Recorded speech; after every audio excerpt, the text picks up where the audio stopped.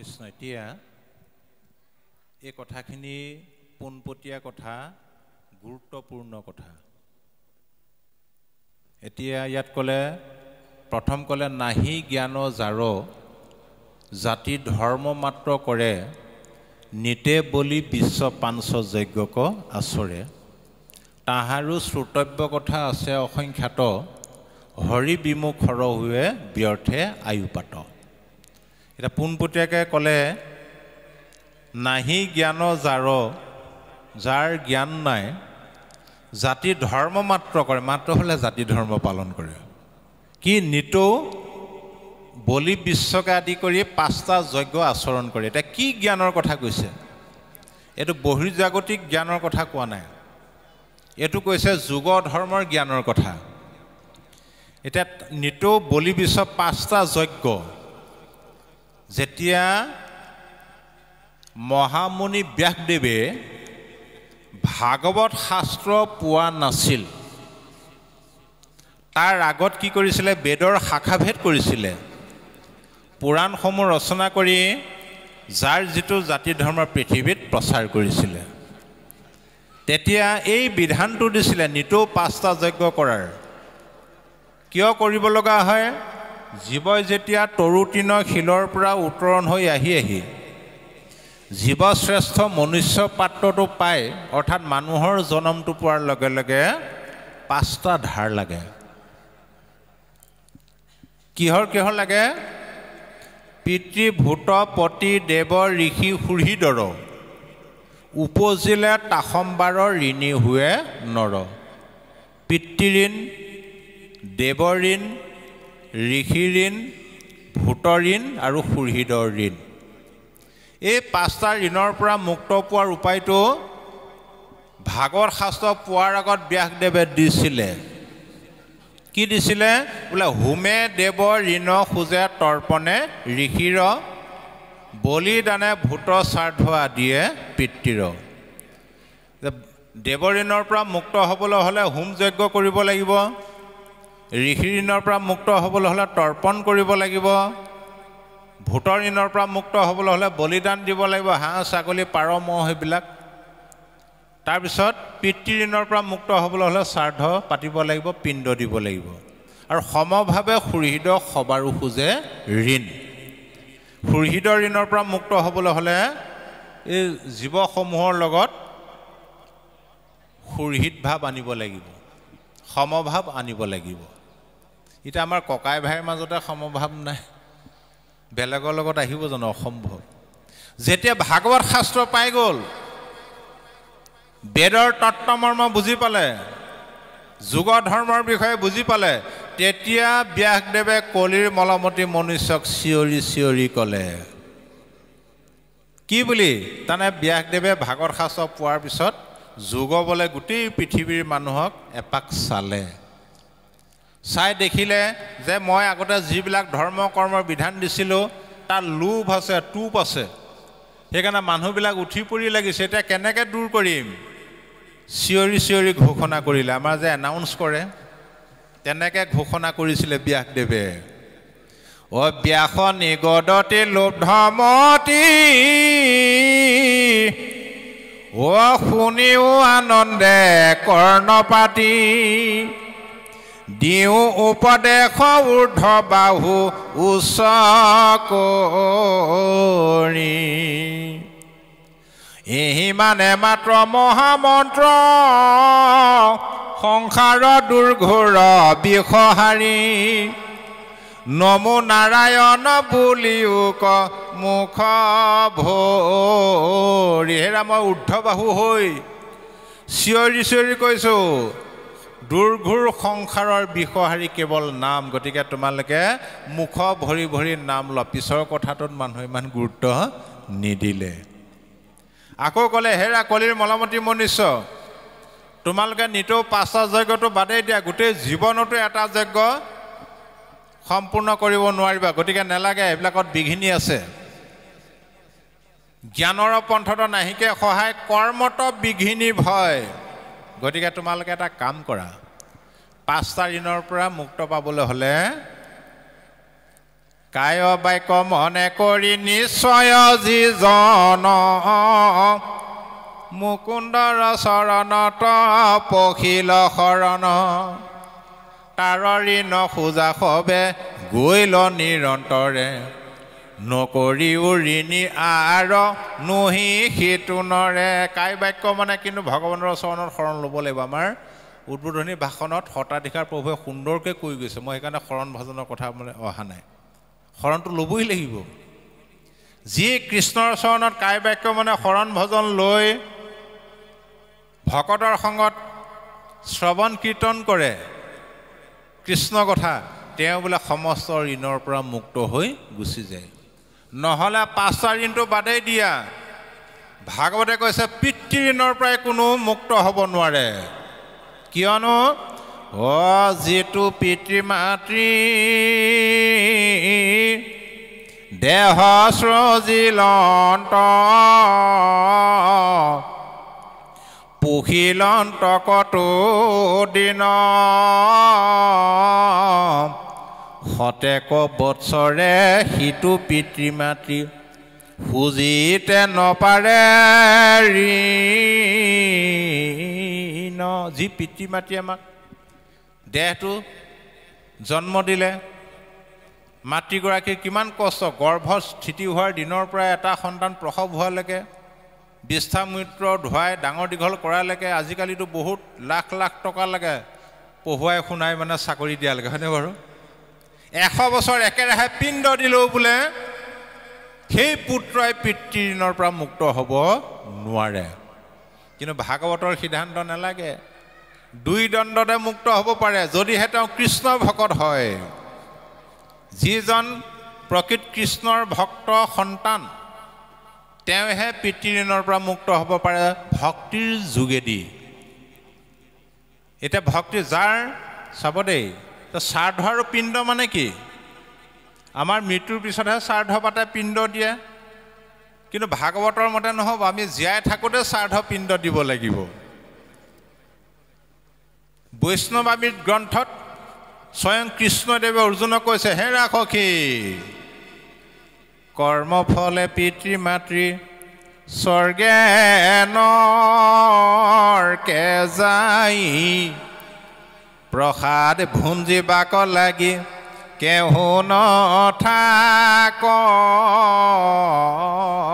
কৰ্মফলে পিতৃ মাতৃ স্বৰ্গলৈ যাব পাৰে নৰকলৈও যাব পাৰে আকৌ একাদশৰ দিনা দ্বাদশৰ দিনা মাহ প্ৰসাদ খাবলৈ কোনো নাহে গতিকে আমি জীৱন্ত অৱস্থাত প্ৰসাদটো খুৱাব লাগিব কি বোলে শ্ৰদ্ধাই হ'ল শ্ৰাদ্ধ জীৱন্ত অৱস্থাত যি সতী সন্তানে পিতৃ মাতৃক শ্ৰদ্ধা ভক্তি নকৰে তেওঁলোকে আৰু যিমানে যি নকৰক কোনো উপায়েৰে তাৰ পৰা সেই পাপৰ পৰা তেওঁলোকে হাত সাৰিব নোৱাৰে আৰু পিণ্ড মানে কি পিণ্ড মানে হ'ল দেহ ইংৰাজীত কৈছে বডি এইটো 7 পুৰুষলৈকে সপিণ্ড বুলি কয় চেম বডি আৰু বিজ্ঞানীও কৈছে যিটো জেনেটিক চিষ্টেম বোলে 7 পুৰুষলৈকে থাকে সেইকাৰণে আপোনাৰ বেমাৰ দেখুৱাবলৈ গ'লে সোধে বোলে বংশত কাৰোবাৰ আছিলে নেকি সোধে নুসোধে সেইটোৱে হ'ল জেনেটিক চিষ্টেম এতিয়া পিণ্ডটো চাব আপুনি ধৰি লওক কলপুলি এটা ৰুইছে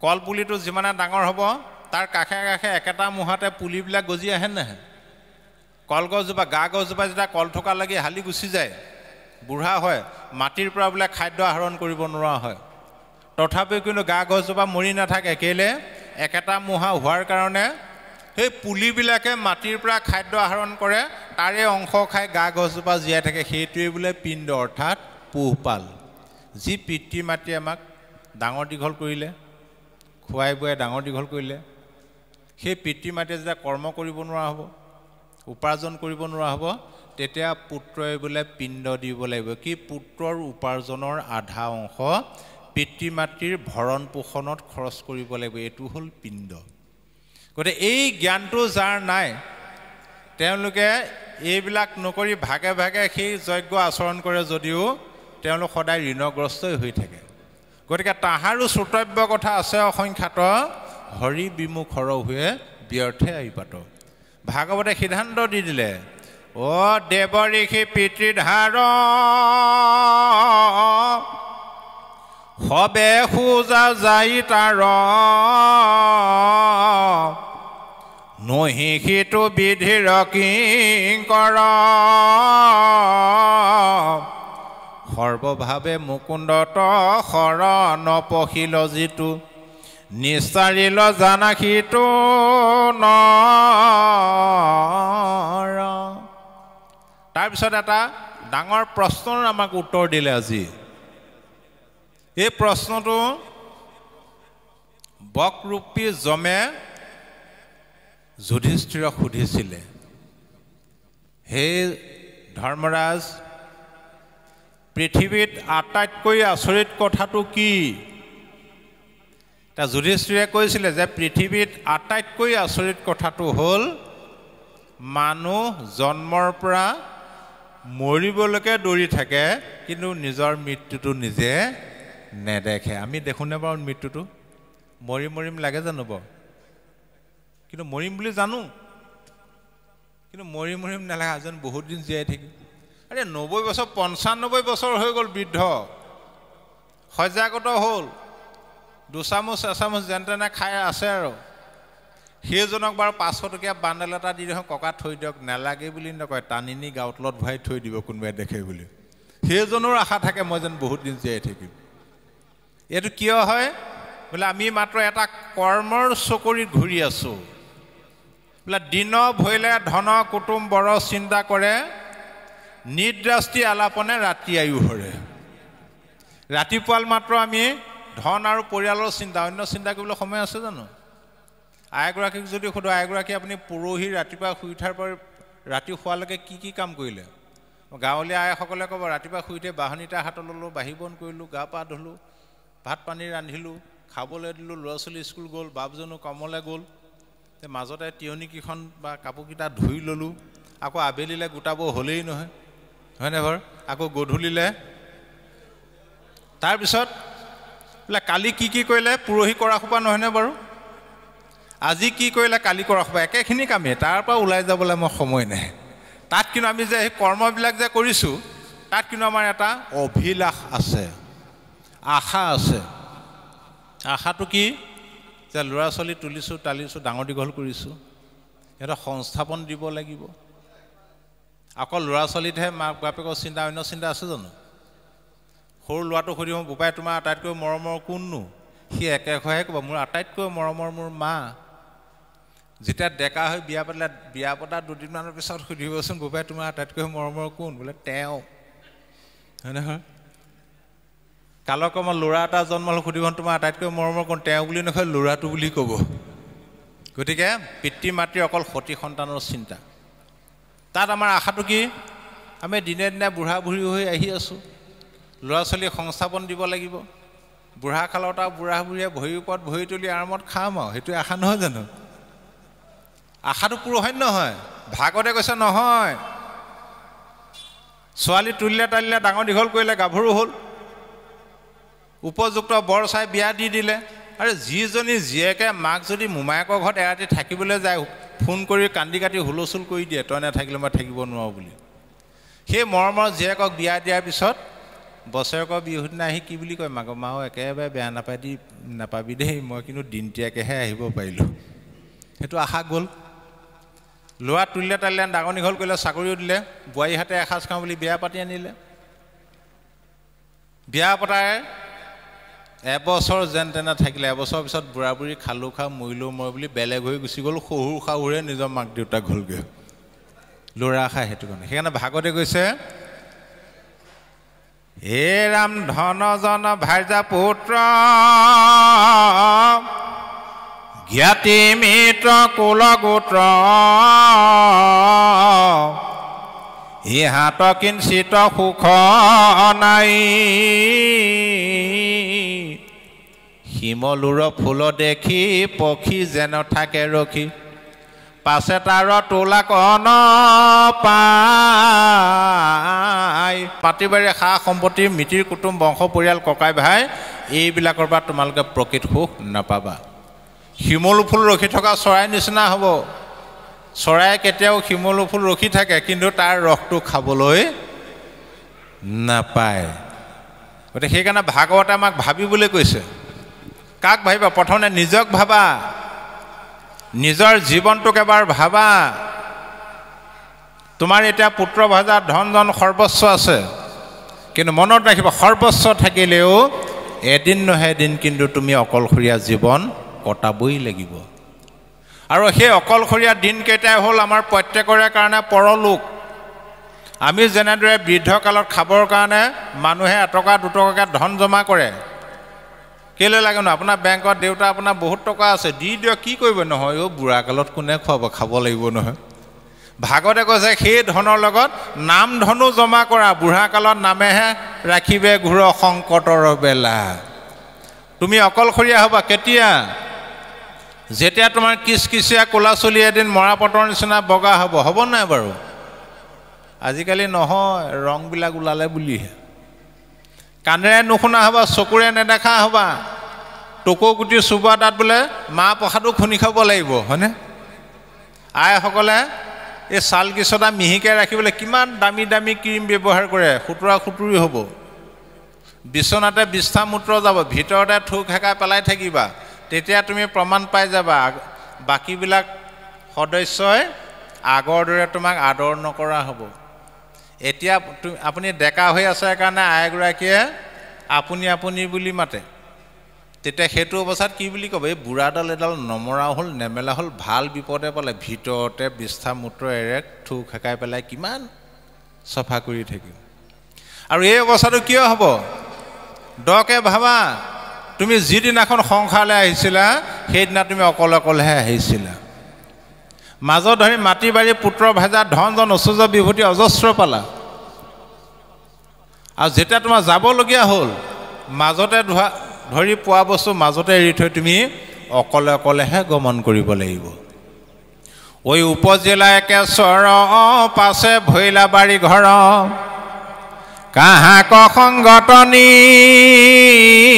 বা মৰি থাকিবে কইটো স্থানে যত ধন জন মানে কি কমৰা ভাষ ভূষ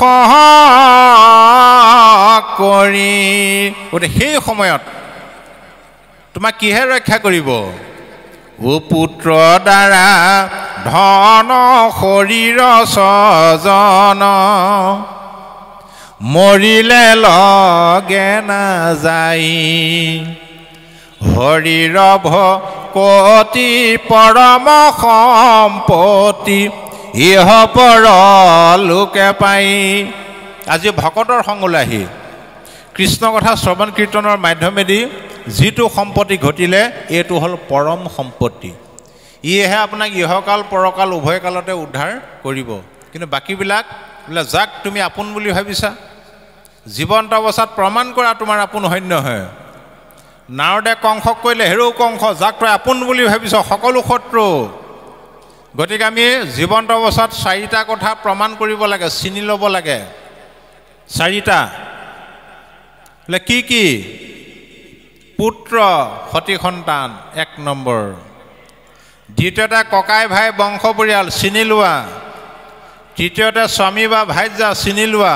চতুৰ্থতে ঈশ্বৰকো চিনি লোৱা তুমি বিপদত পৰিলে ঈশ্বৰে তোমাক উদ্ধাৰ কৰিবনে নকৰে বোলে কাক কেতিয়া প্ৰমাণ পাবা ও পুত্ৰ হক চিনিবা বিবাহৰ পাছত ভাতৃক চিনিবা সম্পত্তি ভাগত ও ভাইজাক চিনিবা বৃদ্ধ কালত ঈশ্বৰক চিনিবা সংকট কালত ল'ৰাটো ভাল বুলি জ্বৰ মাৰি নুফুৰিবা মাটি বাৰী বেছি পঢ়ুৱালা হেৰৌ বিয়া পতাৰ পিছতহে প্ৰমাণ পাবা নিজৰ লগত ৰাখেনে বৃদ্ধ আশ্ৰমত ৰাখে আমাৰ ভাৰতবৰ্ষৰ নিচিনা দেশত এই বৃদ্ধ আশ্ৰমৰ কি দৰকাৰ বাৰু চাওক বোলে ককাই ভাই সম্পত্তি ভাগত হয় আপুনি বাহাদুৰিকৈ লাভ নাই আমাৰ ককাই ভাই বংশ পৰিয়াল শকত সমাজ এৰি দিম ককাই ভাই এৰিব নোৱাৰোঁ যিদিনা মাটি বাৰী সা সম্পত্তি ভাগ কৰিবা সেইদিনাহে প্ৰমাণ পাবা ধনী ককায়েকে দুখীয়া ভায়েকৰ কাৰণে কেনল মাটি এৰি দিছে। ভাইজাক চিনিবা বৃদ্ধ কালত হয়, আপুনি এতিয়া ডেকা হৈ আছে, আইগৰাকীয়ে যিটোকে বিচাৰে ধাৰ ঋণ কৰি হ'লেও খুৱাই আছে। সেই বৃদ্ধ কালত আগতে কৈ গৈছোঁ না, আজিকালি বৃদ্ধ কাললৈ নাথাকে। চকুৰ আগত দেখিছোঁ ল'ৰাটোৱে যেতিয়া প্ৰথম ছোৱালীজনী চাবলৈ যাব, ছোৱালীজনীয়ে আপুনি আপুনি বুলি মাতে, একেবাৰে লাজ লাজকৈ, জানো চাওক অকণমান বেয়া পালে বিয়া নাপাতিব। যেন তেনে বিয়া হৈ আহিলা, ছমাহ হৈছেহে, তুমিলে গ'লেই আপুনিৰ পৰা। এবছৰমানৰ পিছত দেখিলে খং উঠি ডেকা কালতে তই বুলি উভতি ধৰে, বুঢ়া হ'লে কি কৰিব বাৰু। আৰু ঈশ্বৰক চিনিবা সংকটৰ কালত বিপদত পৰি ঈশ্বৰৰ নাম লৈ চোৱা, তেতিয়াহে প্ৰমাণ পাব ঈশ্বৰে উদ্ধাৰ কৰে নে নকৰে। এতিয়া সৰ্বসাধাৰণতে আমাৰ কি হয়, ৰাতিপুৱা শুই উঠাৰ পৰা ধৰি খাওঁতে বওঁতে উঠোঁতে বহোঁতে শয়নে সপোনে প্ৰত্যেক মুহূৰ্ততে ঈশ্বৰৰ নামটো আহে নাহে বাৰু? আহে। বিপদত পৰিলে আহে নাহে? সেইটোহে মিছাকৈ কৈছে। বিপদত পৰিলে কেতিয়াও ঈশ্বৰৰ নামটো নাহে, মনত ৰাখিব, মই প্ৰমাণ কৰি দিম এতিয়া। খাওঁতে বওঁতে উঠোঁতে বহোঁতে শয়নে সপোনে প্ৰত্যেক মুহূৰ্ততে কৃষ্ণ শব্দটো আহে। পিছল খাই পৰিবলৈ ধৰিলে ঘপককৈ আকৌ ইটো শব্দহে আহে, হয় নাই কওক? ঐ পিছল খাই পৰিবলৈ ধৰোঁতে যদি আন শব্দ নাহে, কাৰোবাৰ কৃষ্ণ শব্দটো আহিছে, পিছল খাই পৰি কেতিয়াও হাত ভৰি নেভাঙে, আপোনালোকে প্ৰমাণ চাব। গতিকে সেইকাৰণে পৰীক্ষিত কৈছে, হে ৰাজন, ইয়াৰ পৰা পৰিত্ৰাণ পায়, অৰ্থাৎ তক্ষকৰ দংশনৰ পৰা পৰিত্ৰাণ পায়। এই 7 দিনৰ ভিতৰত মুখ্য পদ পাবলৈ হ'লে এটাই মাত্ৰ উপায় আছে। কি? হেন জানি যাৰ ইচ্ছা মুখ্য সৰ্বথা, পৰীক্ষিত তেবে শুনি বেক কৃষ্ণ কথা। অ দিবে চিত্ত কৃষ্ণ গুণ নাম কীৰ্তনত, কৃষ্ণ ৰেখে পাদ পদ্ম স্মৰিবে মনত। তোমাৰ চিত্তটো, তাৰমানে মই ভাগৱত কৈ যাম, তুমি একান্ত মনে শুনি যোৱা, কিন্তু ভাগৱত শ্ৰৱণৰ যোগেদি তুমি কি কৰিব লাগিব, তোমাৰ চঞ্চল চিত্তটো কৃষ্ণৰ চৰণত কিন্তু অৰ্পণ কৰিব লাগিব। আৰু এই কথাটো তৃতীয় স্কন্ধৰ ভাগৱততো কপিলপ্ৰভুৱে মাতৃ দেৱহতী কৈছে, হে মাতৃ, চিত্তটোৱে হ'ল জীৱৰ বন্ধ আৰু মোক্ষৰ মূল কাৰণ। গতিকে চিত্তটো মোৰ চৰণত অৰ্পণ কৰা। আৰু বৈকুণ্ঠ প্ৰায়ণৰ আগে আগে ভগৱন্ত কৃষ্ণদেৱে উদ্ধৱকো এই কথাটোৱে কৈ গৈছে, হেৰা উদ্ধৱ, মই যামগৈ, তুমি কিন্তু ইয়াত নাথাকিবা, তুমি পৃথিৱী পৰ্যটন কৰি ফুৰিবা। কেনেদৰে? কিন্তু ঐত নাথাকিবা কহিলো প্ৰকতি, মুত চিত্ত দিয়া ফুৰা পৃথিৱী পৰ্যতি। পৃথিৱীত ঘূৰি ফুৰিবা, কিন্তু তোমাৰ চিত্তটো কিন্তু মোৰ চৰণত অৰ্পণ কৰিব লাগিব। আমিও আমাৰ যদি চিত্তটো অৰ্পণ কৰি দিব পাৰোঁ, তেতিয়াই আমাৰ ভাগৱত শুনাৰ সফল হ'ব। সেইটোৰ কাৰণে ভাগৱত শুনিব লাগে। চিত্তটো অৰ্পণ কৰিবলৈ হ'লে চিত্তটো কি আমি অকণমান আলোচনা কৰোঁ। এতিয়া গুৰুজনাই চিত্তৰ সম্পৰ্কে একলম সুন্দৰকৈ লিখিছে। তাৰমানে আমাৰ দেহটো 24টা তত্ত্বৰে গঠিত। 10 ইন্দ্ৰিয়, 10টা হ'ল। চকু, কাণ, নাক, জিভা, ছাল, হাত, ভৰি, মুখ, পায়ু, উপস্থ, 10 ইন্দ্ৰিয় 10টা। ক্ষিতি, অপ, তেজ, মৰুদ, বোম, অৰ্থাৎ মাটি, পানী, জুই, আকাশ, বায়ু, 5টা পঞ্চভূত 15 হ'ল। ৰূপ, ৰস, শব্দ, স্পৰ্শ আৰু গন্ধ, পঞ্চ তন্মাত্ৰ 20টা হ'ল। 4টা অন্তৰেন্দ্ৰিয়, মন, বুদ্ধি, চিত্ত আৰু অহংকাৰ। এই 24টা তত্ত্বৰ ভিতৰত মনৰ যিটো চিত্তৰ ৰূপ, এই চিত্ৰটোৱে হ'ল আটাইতকৈ চঞ্চল। চিত্ৰটো কেনেকুৱা চঞ্চল? কমল দল জল চিত্ত চঞ্চল, থিৰ নহি তিল এক, নাহি ভয়ো ভৱ ভোগেহ ৰি হৰি পৰম পদ পৰতে ক প্ৰাণ ৰাখ বিমূৰ। চিত্ৰটো পদুম ফুলৰ পাতত থকা পানীৰ টোপালৰ দৰে চঞ্চল। তৃতীয় স্কন্ধ ভাগৱতৰ মনৰ সৃষ্টিত লিখিছে চিত্ৰটো কি? হৃদয়ত থাকি কৰে ভাল মন্দ কাম একে মন চাৰি ৰূপ সোণাতা নাম। আমাৰ হৃদয়তে মনটো থাকে, একেটা মনে আমাক দুই ধৰণৰ কৰ্ম কৰায়। মনত ৰাখিব, কেতিয়াবা ভাল কাম কৰায়, কেতিয়াবা বেয়া কাম কৰায়। আজি আমাৰ মনটোৱে আমাক ভাল কাম কৰাইছে, সাৱধান, কাইলৈ থাকি পৰহিলা কৰি আৰু বিপৰীতটো কৰাই দিব পাৰে। সেই ভাল আৰু বেয়া কাম কৰোঁতে একেটা মনৰে চাৰিটা ৰূপ, মন বুদ্ধি অহংকাৰ আৰু জনা চিত্ত, এই চাৰি বিধৰ ৰজা ভৈলন্ত বিদিত। মন বুদ্ধি অহংকাৰ আৰু চিত্ত। মনটোৱে কি কৰে? জল্পনা কল্পনা কৰি থাকে, বোলে নানা কৰ্ম কৰিবাক কৰে আলোচন, একো কৰ্ম স্থিৰ নোহে তাকে বোলে মন। আমুকটো কৰিব লাগিছিলে, তামুকটো কৰিব লাগিছিলে, আমুকটো হোৱা হেঁতেন ছিলে কিন্তু যদি মন। বুদ্ধিটো হ'ল নিশ্চয় কৰা, খাটাং কৰা, সংকল্প বিকল্প কৰ্ম কৰে নিশ্চয়, বুদ্ধি নাম বুলি তাকো জানিবা নিৰ্ণয়। খাটাং কৰাটো হ'ল বুদ্ধি। আকৌ অহংকাৰ, অহংকাৰটো অহং মানে দেহ বুদ্ধি, মই কৰিছোঁ, মই খুৱাইছোঁ, মোৰ মাটি, মোৰ বাৰী, মোৰ পুত্ৰ, মোৰ ভাৰ্যা, সকলো ময়ে কৰিছোঁ, এইটো হ'ল অহংকাৰ। তাৰপিছত হ'লে চিত্ত, নানা সদে কৰ্ম কৰয়নি তেনিত নিশ্চয় জানিবা ৰাজা তাৰ নাম চিত্ত। চিত্ৰটো আমাৰ শুদ্ধ সত্য পবিত্ৰ, ই আমাক সৎ কৰ্ম কৰাই, সৎ ভাৱনা দিয়ে। এতিয়া ধৰক আমি এতিয়া চিত্ৰৰ দ্বাৰা চলি আছোঁ, সেইকাৰণে মনটো ভাল লাগি আছে আমাৰ। সেইকাৰণে এই অৱস্থাটো স্থায়ী কৰিব লাগে। আমাৰ যে এতিয়া ঘৰুৱা কাজিয়াবিলাক লাগে নালাগে বাৰু? বহু স্বামী ভাইজাৰ মাজত মাত বোল নোহোৱাকৈও থাকে কেতিয়াবা, দুদিন তিনিদিনলৈকে, নহয়নে বাৰু? তৰ্কাতৰ্কি লাগে ইজনে সিজনৰ লগত। কিয় লাগে? আমি সদায় মানুহজনৰ লগত বা মানুহগৰাকীৰ লগত কথা পাতোঁতে লক্ষ্য কৰিব লাগে তেওঁ এইটো সময়ত কিহৰ দ্বাৰা চলি আছে, মনৰ দ্বাৰা, অহংকাৰৰ দ্বাৰা নে চিত্তৰ দ্বাৰা। সেইমতে ব্যৱহাৰ কৰক, আপোনাৰ কোনোদিন তৰ্ক বিবাদ নালাগে। গতিকে এতিয়া চাব দেই, এতিয়া ধৰি লওক নামঘৰত বহি আছোঁ, এতিয়া আজিকালি মানুহৰ মুখত হাঁহিটো নাইকিয়া হ'ল, হয়নে বাৰু? এই নেহাঁহিলে নহয় কাৰণে দাঁতকেইটা মিলিককৈ উলিয়াই থৈ দিয়ে, অন্তৰৰ পৰা হাঁহেনে বাৰু? পেট বিষাই যোৱাকৈ হাঁহেনে? কি হাঁহিবা, যিখনে টেনশ্যন। আৰু যি মানুহে পেট বিষাই যোৱাকৈ হাঁহে সেই মানুহে কেতিয়াও গেছৰ টেবলেট খাব নালাগে। এতিয়া আমাৰ প্ৰত্যেকে গেছৰ টেবলেট খাবলগীয়া হয়, কিন্তু আজি আপোনালোকে অন্তৰৰ পৰা হাঁহিছে, হয়নে? এতিয়া ভাগৱতে কৈছে এই অৱস্থাটো স্থায়ী কৰি দিয়া, পাৰ্মানেণ্ট কৰি দিয়া, তেতিয়া তুমি ভাগৱত শুনাৰ সম্ফল হ'ব, সংসাৰ তৰি গুচি যাব পাৰিবা। কেনেকৈ? কপিল বাবুৱে মাকক কৈছে, মাতৃ গীতা ভাগৱত শাস্ত্ৰ কৰিবে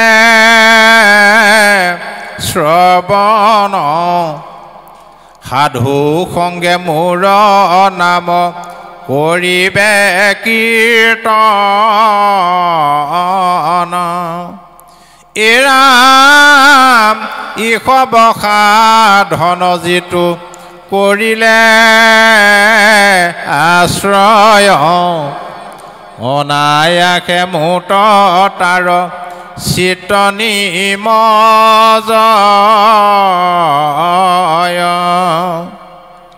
পুষ্পৰ সুঘ্ৰাণ যেন প্ৰৱেশে নাশাত, এমতে যোগীৰ চিত্ত প্ৰৱেশে আমাত। সদায় ভকতৰ সংগলৈ গৈ আজিৰ দৰে গীতা আৰু ভাগৱতৰ কথাবিলাক কৰ্ণ ভৰি ভৰি শুনিব লাগিব। সাধুৰ সংগত মোৰ নাম কীৰ্তন কৰিব লাগিব। এইদৰে শ্ৰৱণ কীৰ্তন কৰোঁতে কৰোঁতে যাৰ অভ্যাসত পৰিণত হৈ গ'ল, তেওঁ অনায়াসভাৱে ঈশ্বৰৰ চৰণত চিত্ৰটো অৰ্পণ হৈ যাব তেতিয়া খাওঁতে বওঁতে উঠোঁতে বহোঁতে শয়নে সপোনে ঈশ্বৰৰ নামটো অনৰ্গল হৈ যাব তেতিয়া আপোনাৰ কি লাভ হ'ব পিছৰ পদত কৈছে অ নাৰায়ণ স্মৰণেহে পৰম মংগল